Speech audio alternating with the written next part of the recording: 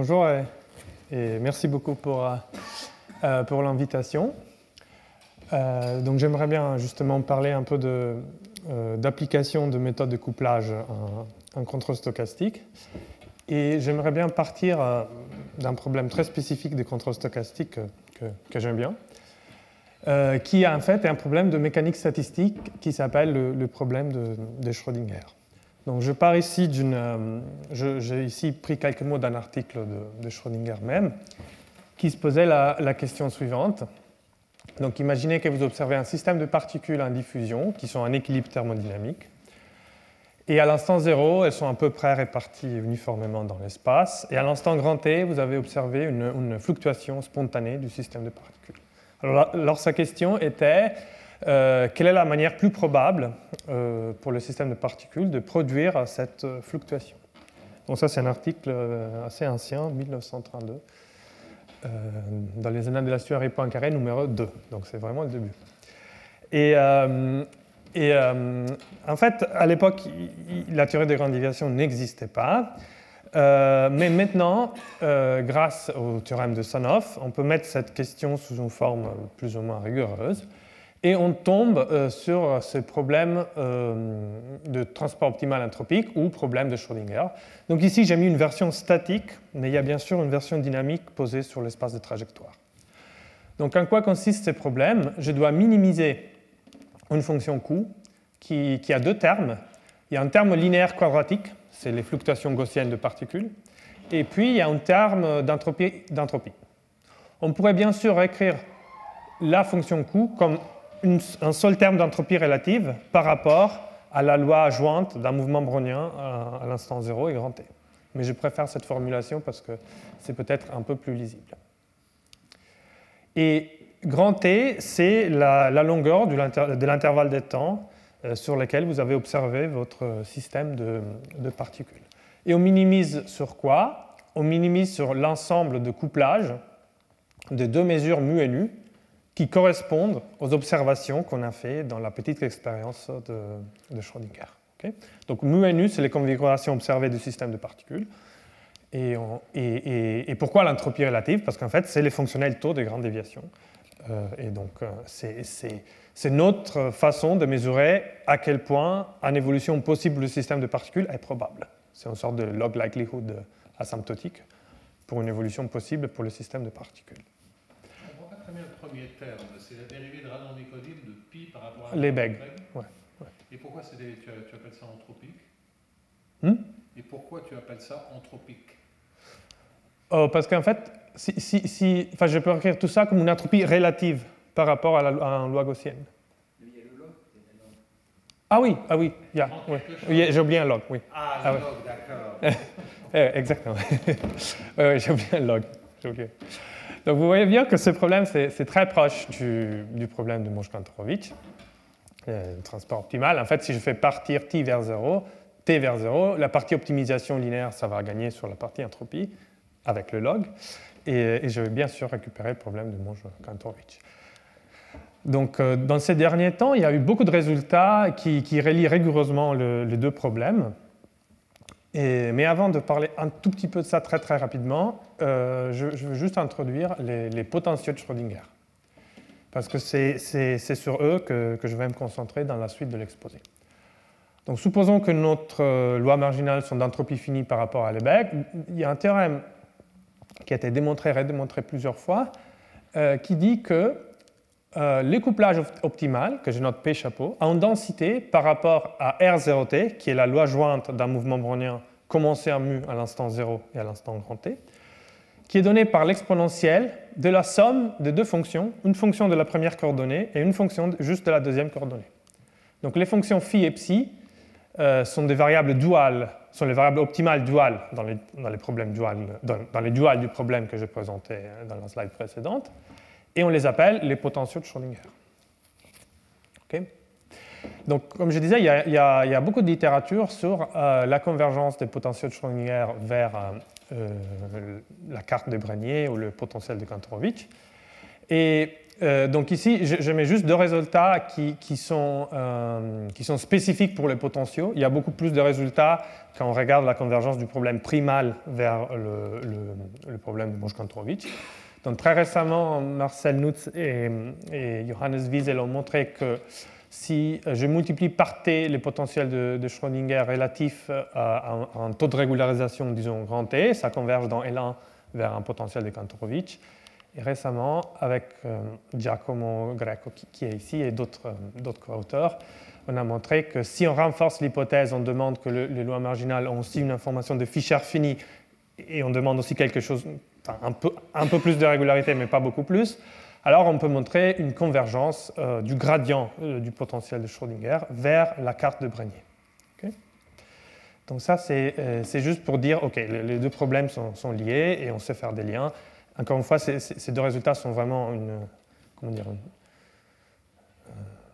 ça représente une partie vraiment petite par rapport à tout ce qu'on sait dire sur la convergence. C'est juste qu'ils partent des potentiaux et j'ai préféré le mettre ici. Voilà. Et maintenant, j'aimerais bien parler du système de Schrödinger. Donc, c'est un système d'équations qui caractérise les potentiaux de Schrödinger.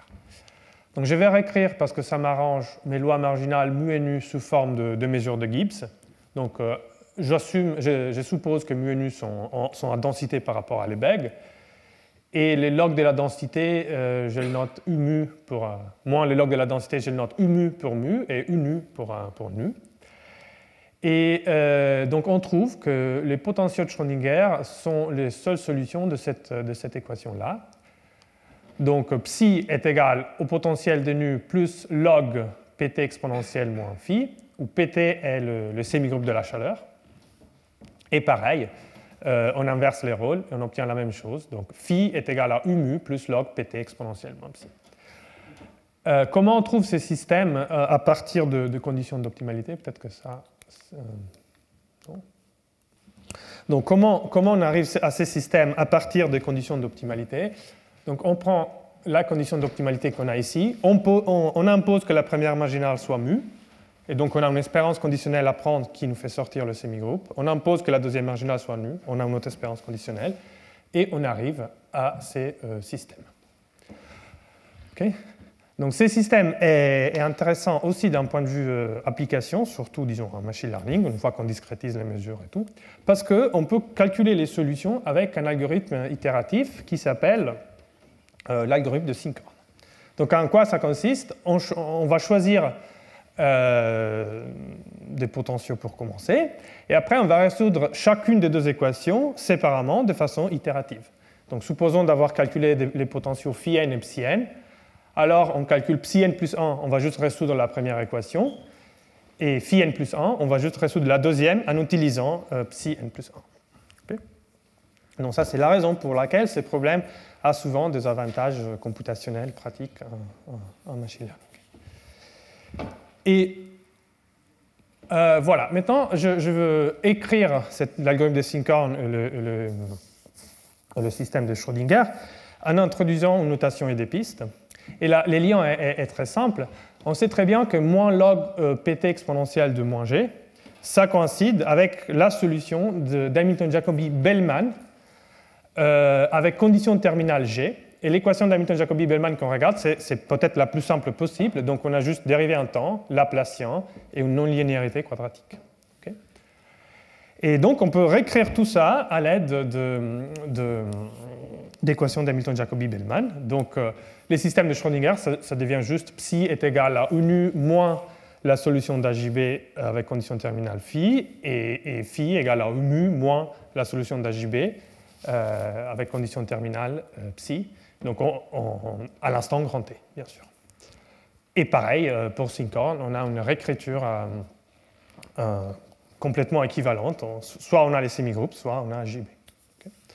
Donc en gros, la seule différence, vous voyez ici, par rapport au transport optimal, plus ou moins, hein, c'est juste que j'ai un Laplacien. Mais sinon, plus ou moins, ce serait plus ou moins la même chose. OK. Donc, dans cet exposé, je vais m'intéresser à chercher des estimés de semi-convexité faible pour les potentiaux de Schrödinger. Donc ça veut dire quoi, une estimée de semi-convexité faible? Je cherche juste une fonction kappa telle que si je prends la différence du gradient de potentiel en deux points différents et je fais le produit scalaire avec la différence des points, ça c'est plus grand que kappa calculé dans la distance des points fois la distance des points au carré. Okay. Donc pourquoi c'est intéressant d'aller chercher ce type d'estimé? Alors, il y a une raison, ce n'est pas la raison qui a motivé moi, mais je voudrais bien en parler, c'est qu'il y a eu de nouvelles preuves du théorème de Caffarelli à l'aide du problème de Schrödinger. Et ces nouvelles preuves reposent notamment sur des estimés de forte convexité sur les potentiaux.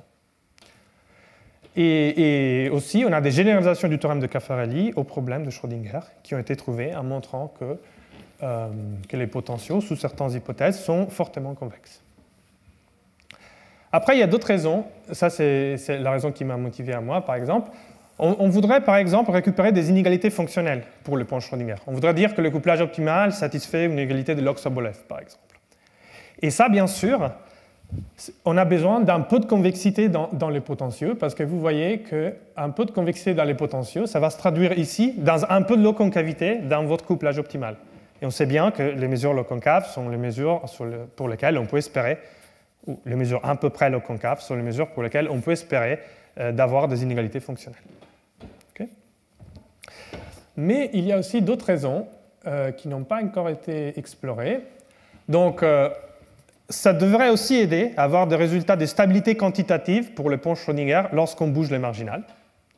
Donc, à quel point les plans optimaux changent si je change les marginales. Et aussi, il y a d'autres raisons. En fait, je vous ai parlé de l'algorithme de Sinkhorn. Il y a beaucoup de garanties de convergence théorique exponentielle si on se place sur une variété compacte.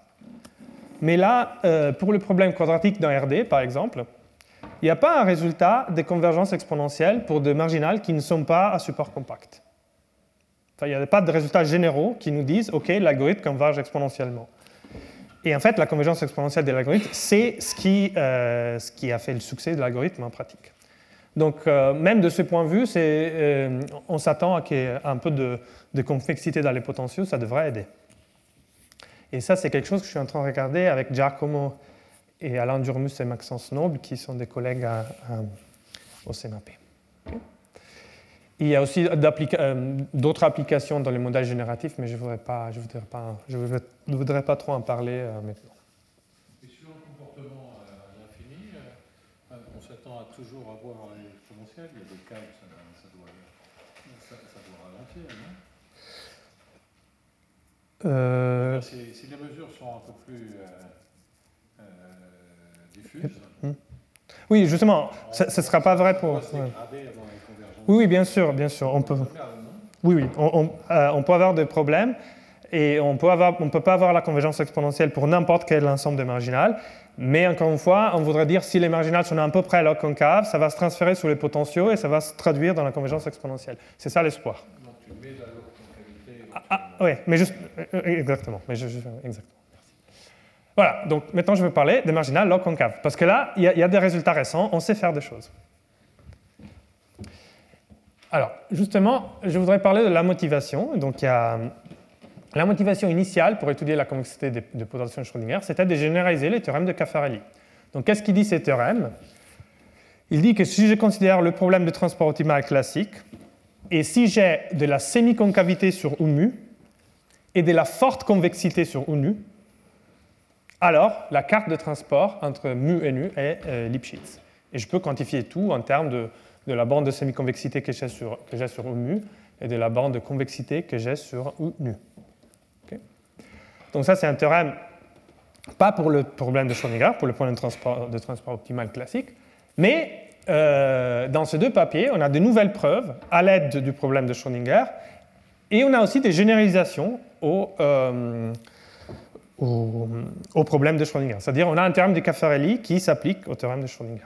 En fait, ce n'est pas déraisonnable d'imaginer que si j'ai un théorème comme ça pour le problème limite, j'ai aussi un problème comme ça, un théorème comme ça pour le problème de Schrödinger, parce qu'en fait, rajouter un Laplacien, ça devrait juste aider, et donc on y croit. Et la question sera, est-ce que je peux me débarrasser de l'hypothèse de forte log concavité sur les marginales et arriver quand même à dire des choses sur les potentiaux? Alors, les deux papiers, il y a un papier de Fatih, Gozlan et Prodhomme qui est déjà paru, et il y a un papier très très récent des Chewi et Poladian. Okay. Alors, maintenant, je voudrais parler un peu de l'idée qui est contenue dans le papier de Gozlan et Fatih et Prodhomme, et qui a aussi été implémentée de façon un peu plus quantitative dans l'autre papier que je viens de mentionner. Parce que, en fait, je trouve que c'est assez joli. Et ça utilise des propriétés de base qu'on connaît tous d'AJB, mais de façon, je trouve, assez remarquable.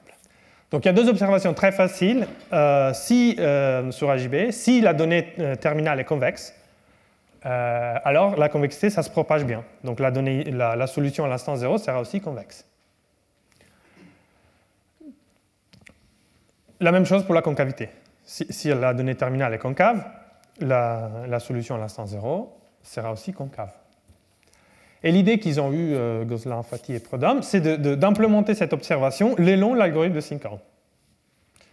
Alors, eux, ils ne parlent pas en termes de DP, c'est plutôt une approche probabilité et inégalité fonctionnelle. Donc pour eux, la propagation de la concavité non quantitative, ça se fait facilement avec Jensen. Si on veut quelque chose d'un peu plus quantitatif, c'est ce qui a été fait dans le deuxième papier, c'est l'inégalité de Kramer-Rao.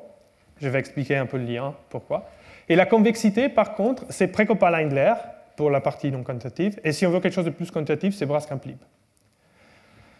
Et comment on peut faire ça de façon probabiliste? En fait, on s'aperçoit qu'on peut réécrire l'Hessienne de la solution d'Hamilton-Jacobi en termes de certaines covariances des lois conditionnelles.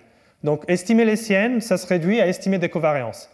Et ce type d'inégalité, c'est exactement, ce qui nous permet de faire. Donc, concavité, il faudra des bornes inf pour les covariances, et convexité, il faudra des bornes sup pour les covariances. Alors, vous voyez tout de suite, si vous êtes un peu familier avec les inégalités fonctionnelles, que les inégalités, entre guillemets, sophistiquées ou difficiles, c'est celles qui nous permettent de propager la convexité. Parce que c'est Prekopa-Lindler qui dit, si j'ai un vecteur log concave, je prends sa marginale, ça reste une loi log concave. Donc ça, c'est une inégalité pas très facile à montrer. Par contre, Jensen, c'est trivial, et Kramer-Rao, c'est juste une version un tout petit peu plus quantitative. Okay. Donc, je veux juste vous dire quelle était l'idée de Gozlan, Fatih et Prodhomme. Donc, on va supposer que les potentiels relatifs à mu soient concaves et les potentiels relatifs à nu soient convexes. Et bien sûr, en vérité, pour montrer Caffarelli, on a besoin d'hypothèses plus quantitatives là-dessus, et ce n'est pas très réaliste de supposer que U-mu soit concave, parce qu'il n'y a pas de lois de proba qui sont vraiment log concaves. Mais vous pouvez imaginer semi-concave, et après vous avez une version quantitative du raisonnement que je vais faire dans la suite. Alors, supposons que phi n soit concave. Alors, je prends l'équation du système de Schrödinger. Donc, psi n plus 1, c'est la somme de U nu, qui est convexe par hypothèse, et après j'ai moins la solution d'AJB. Mais AJB propage la concavité, donc la solution d'AJB est concave, moins la solution d'AJB est convexe, donc j'ai la somme de deux termes convexes, donc psi n plus 1 va être convexe. Et maintenant, je fais la même chose à l'envers, donc je sais que psi n plus 1 est convexe, et je vais regarder qu'est-ce que c'est phi n plus 1. Phi n plus 1, c'est la somme de U mu. On a dit U mu, c'est concave, par hypothèse. Et après, j'ai moins AJB. Mais AJB propage la convexité. Donc, le deuxième terme est aussi concave. Et donc, psi n plus 1 va être concave. Et donc, ce qu'on a, c'est que si j'ai des hypothèses fortes de convexité et concavité sur les potentiaux, ces types de notions, ça se propage le long de l'algorithme de Sinkhorn. Donc, si j'ai un potentiel concave, psi n concave, phi n plus 1 va être concave, et donc la limite va être concave, et donc le potentiel Schrödinger va être concave. Et pareil pour la convexité, ça c'est la même chose. Il faut juste faire les choses dans l'ordre inverse. Okay. Donc ça c'est l'idée jolie qu'ils ont utilisée dans les papiers de Fatih, Gozlan et Prodhomme. Et maintenant, je voudrais parler, qu'est-ce qu'on fait si les lois ne sont pas vraiment log concaves? En fait, il y a quand même une petite difficulté sur l'utilisation de la propagation de la convexité et concavité.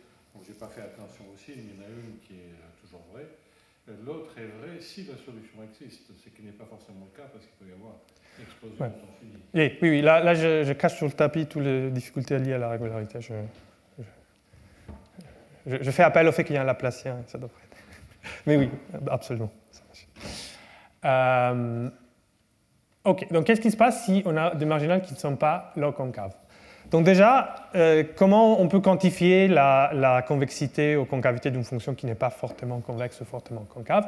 Donc une proposition qui est aspirée un peu par les méthodes de couplage à la probabilité, c'est de considérer ce que j'appelle le average modulus of convexity. Donc je prends une fonction u et son average modulus of convexity calculé en R, c'est en gros une sorte de borne de convexité pour la fonction pour des points qui sont à distance R. Donc c'est l'inf sur tout couple de points x, y à distance R de la différence entre le gradient de u en x et le gradient de u en y scalaire x moins y. Okay. Donc si je demande KU toujours supérieur ou égal à 0, ça c'est équivalent à la convexité. Mais l'hypothèse typique qu'on aimerait bien faire, c'est de dire que KU est plus grande qu'une constante négative si R est suffisamment petit, et plus grande d'une constante positive si R est suffisamment grand. Donc je veux prendre des potentiaux qui sont concaves, qui sont convexes pour des points qui sont loin, mais ponctuellement, je ne veux pas demander de la convexité partout. Donc en fait, cette hypothèse, pour la rendre peut-être un tout petit peu plus lisible, elle est équivalente à dire que j'ai une borne ponctuelle sur le sienne qui n'est pas positive, c'est alpha moins L, donc L peut être très grand par rapport à alpha, donc je sais juste que la dérivée seconde du potentiel est bornée par une constante qui peut être négative, aussi négative que je veux. Mais si j'intègre la dérivée seconde le long droite, et l'intervalle d'intégration est suffisamment large, alors j'obtiens exactement la même bande de convexité que j'obtiendrais si U était fortement alpha convexe. Okay. Donc ça, c'est des hypothèses classiques qu'on trouve dans les travaux sur les couplages. Donc ce qu'on espère faire, c'est d'obtenir de l'information quantitative sur les potentiaux de Schrödinger en imposant juste des hypothèses de ce type sur mes lois marginales. Okay. Ça, c'est un peu le but. Et les problèmes, donc, si vous réfléchissez un peu, si je veux mettre en place la même technique de Gozlan et Fati, c'est qu'il faut trouver des ensembles de fonctions qui ne sont pas convexes, mais presque, qui soient invariantes par l'action d'Hamilton-Jacobi-Bellman. Donc, si je donne une fonction comme ça à manger comme condition terminale à JB, bah, la solution à l'instant 0 va avoir la même propriété. Et j'ai vraiment besoin que ce soit invariant. Je n'ai pas juste besoin de dire à quel point les hypothèses se dégradent. Ça doit être vraiment invariant parce que je fais beaucoup d'itérations, donc même si je perds un tout petit peu à chaque fois, comme je fais un nombre infini d'itérations, ça ne va pas marcher. Et bah, y a un problème évident, on voit tout de suite que la semi-convexité, ça ne va pas le faire. Ça, on sait très bien que si la donnée terminale est en Hessienne bornée par moins une constante négative, bah, je peux toujours dire que la solution à l'instant 0 est en Hessienne bornée par une constante négative, mais cette constante va être beaucoup moins bonne que la constante de départ. En fait, de plus, ça va exploser dans un temps fini. Donc, on ne peut pas espérer que des ensembles de fonctions semi-convexes soient invariantes par l'action d'Hamilton-Jacobi-Bellman. Et donc, l'idée que j'ai cherché de mettre en place, c'est de dire, OK, je vais chercher des ensembles qui sont de la forme, la fonction kappa est toujours plus grande qu'une certaine fonction f, que je dois bien choisir, afin que l'ensemble que je vais construire soit un ensemble invariant pour Hamilton-Jacobi-Bellman. Okay. Donc f égale une constante négative, on a vu que ça ne marche pas. Donc il faudra que f à l'infini devienne quelque chose enfin, converge vers 0. C'est ça un peu l'idée. Okay. Et maintenant, je veux juste vous parler de qu'est-ce qu'on peut faire dans ces cas et quelles sont les conséquences. Alors, en fait, il y a une fonction qui est sympathique. C'est une version de la tangente hyperbolique. Donc, je me donne un paramètre L positif et je vais définir FL comme 2L, enfin racine carrée de 2L fois la tangente hyperbolique calculée en 1 sur 2, racine carrée de 2L fois R. Donc ça, c'est juste une fonction pour l'instant. Et à l'aide de cette fonction, je peux définir un ensemble de conditions terminales pour Hamilton-Jacobi-Bellman. C'est l'ensemble des fonctions g, telles que la fonction kappa g est toujours supérieure ou égale à r-1 fois fl de r. Donc vous voyez que c'est des fonctions qui ne sont pas convexes, parce que r-1 fl de r, c'est positif. Lorsque r va vers l'infini, ça s'aplatit vers 0, parce que j'ai r-1.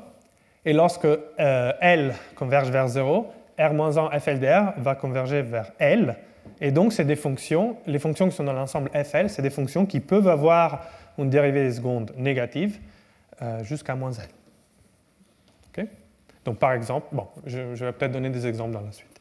Et le théorème dit que si j'ai une fonction dans FL, si j'ai une condition terminale dans FL, ça va rester dans FL à tout temps, le long Hamilton-Jacobi-Bellman.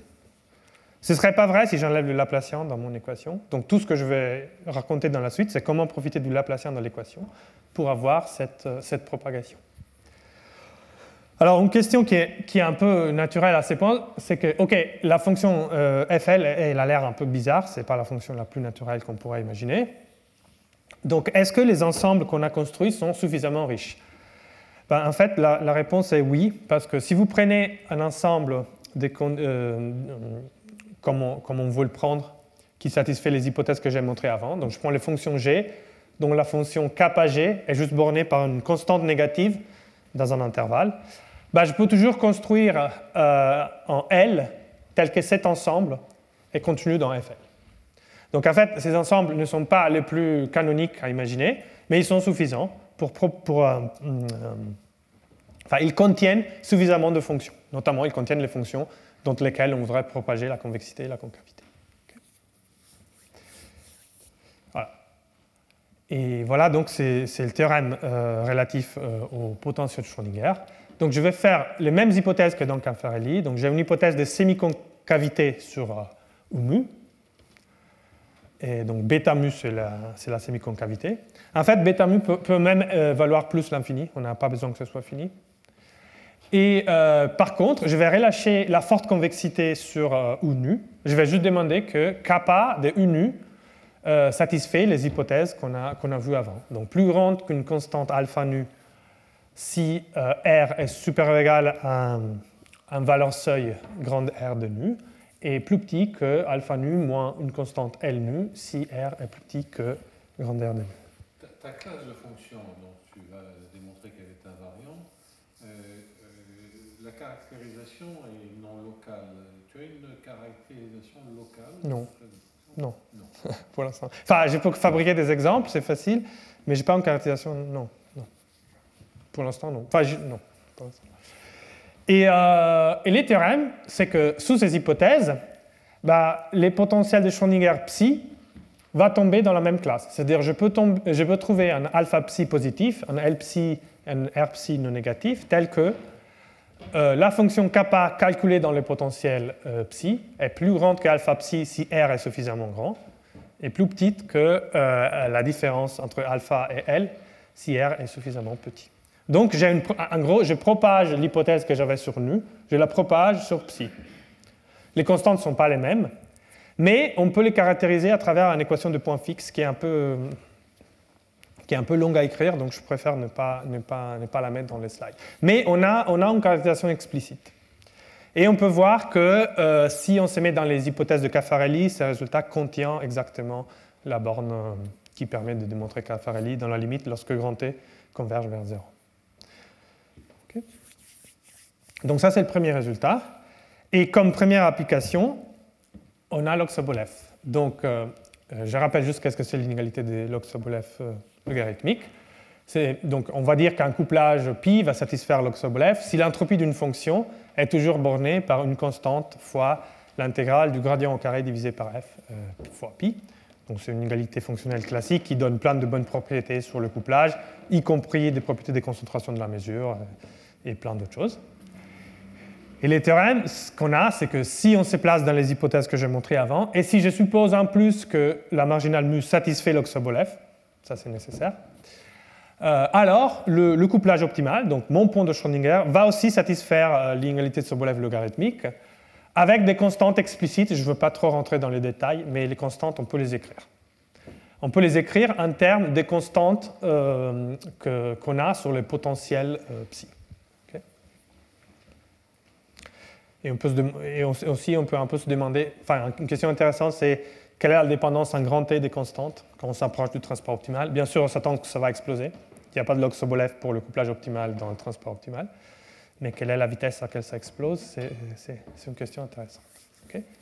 Donc voilà, donc une première application de bande de semi-convexité sur les potentiaux. Okay. Et donc dans la deuxième partie de l'exposé, je voudrais raconter un tout petit peu les idées qui sont derrière à la preuve du premier théorème. Donc du théorème qui parle des ensembles invariantes pour Hamilton-Jacobi-Bellman. Okay. Et c'est là où le couplage arrive, parce que ce que je vais faire une analyse à l'ordre 2 du couplage par réflexion le long les caractéristiques de l'équation d'Hamilton-Jacobi-Bellman. Donc ça, c'est l'idée. Voilà, donc je vais juste introduire un peu de notation standard. Donc qu'est-ce que c'est la caractéristique de l'équation d'Hamilton-Jacobi-Bellman? C'est juste l'EDS dont le drift est donné par moins le gradient de la solution. Là, je vais toujours supposer que la solution est lisse, je peux prendre le gradient et c'est bon. Et quelque chose d'intéressant, là je l'écris peut-être pas de la façon la plus standard, mais c'est des choses très standards dans le contrôle stochastique, c'est que dans les cadres que je considère là, le drift de l'EDS est une martingale. Donc si je prends les différentiels d'Ito du gradient de U, les longs la caractéristique, ça me fait une martingale. Okay. C'est l'Hessienne fois dBt. Donc ça, c'est très utile. Et si je voulais montrer la propagation de la convexité forte les longs les caractéristiques, juste comme un exercice pour s'échauffer un peu, ça c'est équivalent à dire, disons, ça découle du fait que si je fais un couplage synchrone des deux caractéristiques et je considère ces processus UT, donc la différence entre les caractéristiques à moins 1, fois les produits scalaires entre la différence de drift et la différence des positions, ça c'est une super martingale. Donc c'est décroissante en moyenne, et si j'impose le fait que UT soit décroissant en moyenne, je trouve tout de suite que si G est convexe, alors la solution d'Hamilton-Jacobi-Bellman à l'instant 0 est convexe. Okay. Donc ça, c'est sans doute pas la preuve peut-être la plus rapide, mais c'est une façon de voir les choses, un peu probabiliste. Et ce que je vais faire dans la suite, je vais remplacer le couplage synchrone, ça veut dire je ne vais pas utiliser les mêmes mouvements browniens pour construire les deux caractéristiques. Je vais utiliser deux mouvements browniens qui sont différents. Et je vais profiter de la différence pour faire mieux de ce que j'arrive à faire juste en supposant que G soit convexe. Okay. Voilà. Donc l'idée de la preuve, en 4 étapes, c'est d'abord je vais construire le couplage par réflexion de deux caractéristiques, et après je vais introduire deux nouveaux processus stochastiques. Les processus UT, c'est les mêmes qu'avant, donc c'est une sorte de version approximée de l'Hessienne de U les longs les caractéristiques. Et après, je vais prendre ma fonction FL qui était la tangente hyperbolique et je vais définir un autre processus gamma t qui est l'exponentielle de l'intégrale en temps de la dérivée de FL calculée dans la norme de la différence de caractéristiques. Et ça multiplie les processus U plus FL calculé dans la norme de la différence de caractéristiques. Donc ça peut paraître pas très naturel pourquoi on va considérer ce processus. Je vais chercher d'expliquer ça dans la suite de l'exposé. Donc l'étape clé, c'est de montrer que gamma t est une super martingale sous l'hypothèse que G appartient à l'ensemble FL que j'ai défini avant. Ça, c'est la partie cruciale. Et après, comme avant, la propagation de convexité faible qui m'intéresse, ça va découler du fait qu'une super martingale est décroissante en moyenne. J'impose l'espérance de gamma 0 supérieure ou égale à l'espérance de gamma t. L'espérance de gamma 0, c'est juste l'Hessienne d'AJB un peu approximée, plus mon FL. Et l'espérance de gamma t va être supérieure ou égale à 0 par hypothèse, par les choix de ma condition terminale. Et donc, je trouve ce que je veux trouver. Okay. Voilà. Donc maintenant, je vais parler un peu du couplage par réflexion sur les caractéristiques. Donc, donc je prends 2 points de part, x chapeau. Donc la première, et je me donne un mouvement brownien B. La première caractéristique, je vais juste résoudre les ds avec moins gradient U comme drift et B comme mouvement brownien. Pour la deuxième, je fais la même chose, mais je change de mouvement brownien. Je mets un B chapeau. Et là, vous avez les différentiels d'Ito de B chapeau, mais c'est beaucoup plus facile à raconter qu'à écrire. Donc, quelles sont les différences entre les accroissements du B et du B chapeau? Donc, les accroissements de B et B chapeau sont les mêmes sur la direction orthogonale à la différence entre deux processus. Et on change les signes sur les directions parallèles. Okay. Il y a un dessin qui va suivre qui devrait être mieux que mon explication. Et quelque chose qui est très intéressant pour l'analyse qu'on va faire aujourd'hui du couplage par réflexion et qui n'est pas très utilisé dans les utilisations classiques du couplage par réflexion, c'est que je vais beaucoup m'intéresser au processus ET. Donc ET, c'est quoi? C'est l'angle sous lequel la caractéristique x chapeau voit la caractéristique x. Donc c'est rien d'autre que la différence entre les caractéristiques normalisées. Donc c'est la direction, si vous voulez, sous laquelle une caractéristique regarde l'autre. Et je vais l'appeler les processus d'angle. Donc voilà le dessin qui devrait être mieux que mes explications. Donc là, je vais juste faire une discrétisation du couplage entre le temps t et t plus h. Donc là, c'est la première caractéristique. Vous voyez, et là, son drift, il n'y a rien à coupler, c'est déterministe, c'est la flèche rouge. Et après, il y a son accroissement brownien qui est bt plus h moins bt. Et là, j'ai l'autre caractéristique. En fait, elle a aussi son drift, il n'y a rien à décider là, c'est déterministe. Mais l'accroissement brownien, qu'est-ce que je vais faire? Je décompose la flèche bleue sur la composante orthogonale à la différence entre les deux processus, que je transporte de façon parallèle sur l'autre caractéristique. Et la composante parallèle, je lui change de signe. Et en fait, vous voyez dans ces dessins que faire cette opération aide les particules à se rencontrer. Parce que changer de signe à la composante parallèle, ça fait que la flèche bleue et la flèche orange ont tendance à faire rapprocher les particules si je les applique aux particules. En fait, ça, bien sûr, c'est faux. Comment dire? C'est un peu une triche parce que ça aide dans la moitié des cas, mais si la composante parallèle était dans l'autre sens, ça n'aiderait pas. Et c'est pour ça qu'il faut bien choisir la fonction Eiffel. Donc, en moyenne, ça ne change rien, mais on peut montrer que si on choisit bien la fonction f, ça aide le processus à se rapprocher. OK. Donc maintenant, je vais m'intéresser à quelle est l'évolution du processus d'angle. En fait, ce qui est intéressant, si vous voulez, c'est que si je calcule le différentiel de l'angle, il n'y a pas de partie brownienne. Donc il n'y a pas de dBt. Il y a juste un parti en dt. Et ça va être crucial pour les calculs qui vont suivre. Et la partie en dt, c'est rien d'autre que moins, la différence de processus moins 1. Et après, je dois projeter la différence de vitesse sur l'hyperplan qui est orthogonal à ET. Donc je voudrais juste expliquer avec des dessins pourquoi, dans le différentiel d'Ito du processus d'angle, on ne retrouve pas une partie brownienne. Parce qu'en fait, c'est vraiment ça qui fait marcher le reste de la preuve. Alors, je cherche de simuler. Donc, on cherche de simuler. Donc, on est à l'instant t, j'ai les deux caractéristiques xt, x chapeau t.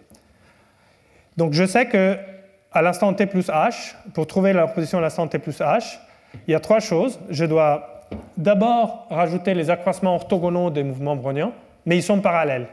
Donc, ça ne va pas changer l'angle sur lequel une particule regarde l'autre. Après, j'ai les accroissements parallèles. Eux, ils vont bien sûr changer la distance entre le processus, mais ils ne vont pas changer l'angle, vous voyez? Ça ne change pas du tout l'angle. Et donc, les seuls changements de l'angle sur lequel un processus regarde l'autre, c'est lorsque j'applique la partie déterministe de mon flow, donc le drift. Et donc, c'est pour ça qu'on peut s'attendre qu'il n'y a pas d'angle qu'il n'y a pas de mouvement brownien qui tombe dans le différentiel d'Ito du processus d'angle. OK. Donc, maintenant, j'ai mon processus d'angle. Et ça va m'aider à montrer que UT est une super martingale. Donc UT, encore une fois, c'est rien d'autre que la différence de vitesse produit scalaire avec l'angle. Okay. Et ça, c'est facile parce que je prends le différentiel de UT, la différentielle d'Ito, et je prends la formule d'Ito classique, et c'est là où je vois l'avantage de ne pas avoir un terme de dBt dans la dynamique de l'angle, parce que je n'ai pas de terme de variation quadratique dans Ito. Et ça, c'est crucial, parce que si j'avais le terme de variation quadratique d'Ito, vous voyez bien que ce terme devrait faire intervenir l'Hessienne de U. Mais l'Hessienne de U, c'est exactement ce que je cherche à estimer. Donc c'est vraiment très bien qu'il n'y a pas de terme de covariance quadratique dans cette formule d'Ito. Donc le différentiel de U est donné par deux termes. Les premiers termes, je les calcule avec ma formule pour le processus d'angle. Et les deuxièmes termes, je les calcule avec le principe du maximum stochastique. En fait, les deuxièmes termes, tout ce qui m'intéresse, c'est que c'est une martingale. Et c'est une martingale parce que je sais que le processus de vitesse est une martingale, c'est ce qu'on a vu avant. Et les premiers termes, tout ce qui m'intéresse, c'est qu'il est non positif. Donc en fait, le différentiel d'Ito de UT, c'est la somme d'une contribution non négative en dt et d'une martingale. Donc, eh bien, une super martingale. Donc ça, c'est plutôt rassurant. Et maintenant, je vais regarder la dynamique de FL, du processus FL. Et c'est là où je vais jouer ma carte, la carte du fait que j'ai pris la tangente hyperbolique comme fonction FL.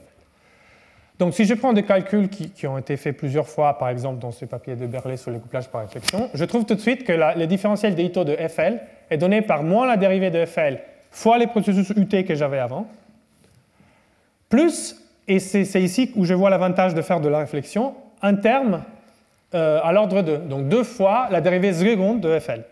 Et c'est là où ce serait différent si j'avais fait du couplage synchrone. Si j'avais fait du couplage synchrone, je n'aurais pas ce terme et je ne pourrais pas m'en servir. Et en fait, ce terme vient vraiment du fait que maintenant la différence des processus a une composante dBt dans le différentiel d'Ito qui fait apparaître un terme à l'ordre 2 dans la formule d'Ito. Et en fait, j'utilise l'effet que la tangente hyperbolique est conçue de sorte que 2 fois la dérivée seconde de FL est égale à moins la dérivée prime fois la fonction elle-même. Et donc, j'injecte cette observation ici et je me retrouve avec le fait que le différentiel d'Ito de FL est donné par moins f' qui multiplie exactement UT plus FL. OK? Et maintenant, il suffit juste de mettre tout ensemble pour montrer que le gamma t que j'ai défini avant est une super martingale. En fait, maintenant, ce qui est facile de voir, c'est que si je prends le différentiel d'Ito de UT plus FL, ça me fait moins f'L fois UT plus FL plus de martingale. Ça vient juste du fait que je mets ensemble les calculs que je viens de montrer. Et donc, on trouve que d gamma t est plus petit que gamma t fois la somme de deux martingales. Donc, gamma t est une super martingale. Okay. Et encore une fois, on trouve la propagation de la semi-convexité faible qu'on cherchait en imposant le fait qu'une super martingale est décroissante en moyenne. Okay. OK, donc tout ça, c'est résumé dans cet article récent. Voilà, donc je voulais juste conclure sur quelques remarques et un peu de perspective.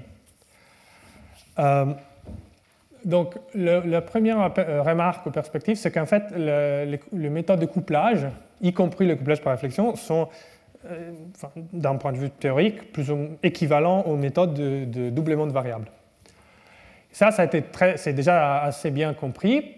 Donc, par exemple, si on regarde au smoothing de semi-groupes, j'ai juste mis deux références qui permettent de faire les liens entre les méthodes des pistes et les méthodes probabilistes. Il y en a beaucoup d'autres, hein. Je ne prétends pas que ce soit exhaustif. Et donc ça, c'est plutôt pour le temps long de processus de Markov, si on veut. Et pour l'effet, comment récupérer des estimés Lipschitz sur des EDP non linéaires comme Hamilton, Jacobi, Bellman, qui soient uniformes en temps à l'aide de méthodes de doublement des variables. Il y a cet article de Porretta et Priola qui est très joli. Et ce que je voudrais remarquer ici, c'est que dans cet exposé, on a à peu près cherché d'implémenter les mêmes idées, mais pas sur des estimés Lipschitz, sur des estimés de semi-convexité, qui soient uniformes en temps. Et donc c'est pour ça que l'analyse du couplage que j'ai fait, c'était à l'ordre 2. Donc j'ai analysé comment les vitesses de mes processus stochastiques évoluent le long des couplages, et pas juste comment les positions évoluent. Et c'est pour ça qu'on arrive à récupérer des estimés de semi-convexité uniformes en temps. Donc ça c'est juste, donc j'ai travaillé sur l'équation d'AJB peut-être la plus simple possible. Donc la question naturelle à ces points-là, c'est à quel point que ces constructions sont robustes. Est-ce que ça passe dans d'autres équations? Et donc j'ai mis juste deux exemples où on sait déjà qu'il y a des choses qui se passent bien. Donc il s'agit d'un travail en collaboration avec Alessio Porretta qui est à Rome. Donc on peut bien rajouter un terme de source V dans l'équation d'AJB. Et on a aussi des propriétés comme ça, des estimés de semi-convexité qui sont uniformes en temps pour l'équation d'Hamilton-Jacobi-Bellman, juste en supposant que V soit un peu convexe. En fait, bien sûr, si V est aussi Lipschitz, c'est très facile de propager, mais je ne veux pas du tout je veux pas du tout mettre des hypothèses Lipschitz sur V, je veux juste que ce soit un peu convexe. Et il y a aussi une version infinidimensionnelle de cet exemple-là, qui vient du contrôle Mekin-Vlasov, c'est lorsque V est remplacé par la convolution entre un potentiel d'interaction et la loi du processus sous-jacent. Donc ça, c'est juste, je ne veux pas rentrer dans les détails, c'est juste pour donner des exemples où les mêmes idées vont aider à récupérer des estimés de semi-convexité pour SJB. Et ici, les applications seront différentes, on ne fait pas du transport. On peut obtenir des estimés de Thorndike pour les trajectoires optimales, et on peut aussi obtenir, comme dans les cas Schrödinger, des inégalités fonctionnelles pour les solutions de problèmes ergodiques. Okay. Et en fait, peut-être que je ne l'ai pas mis dans mes slides, il y a un autre cas où les choses marchent bien, c'est lorsqu'on remplace les Laplaciens par un Laplacien fractionnaire. Parce qu'en fait, les couplages, on sait les faire très bien pour les processus de Lévy. Enfin, on sait les faire bien pour les processus de Lévy. Et même dans ces cas-là, c'est possible de voir que le processus d'angle n'aura pas de composante stochastique dans la dynamique. Et donc, le même calcul, plus ou moins, devrait passer. Donc, il y a espoir de pouvoir généraliser ces idées dans d'autres contextes. Et ça, c'est juste le début, peut-être, espérons, de l'histoire. Voilà, donc ça, c'est de référence, mais merci beaucoup pour l'attention.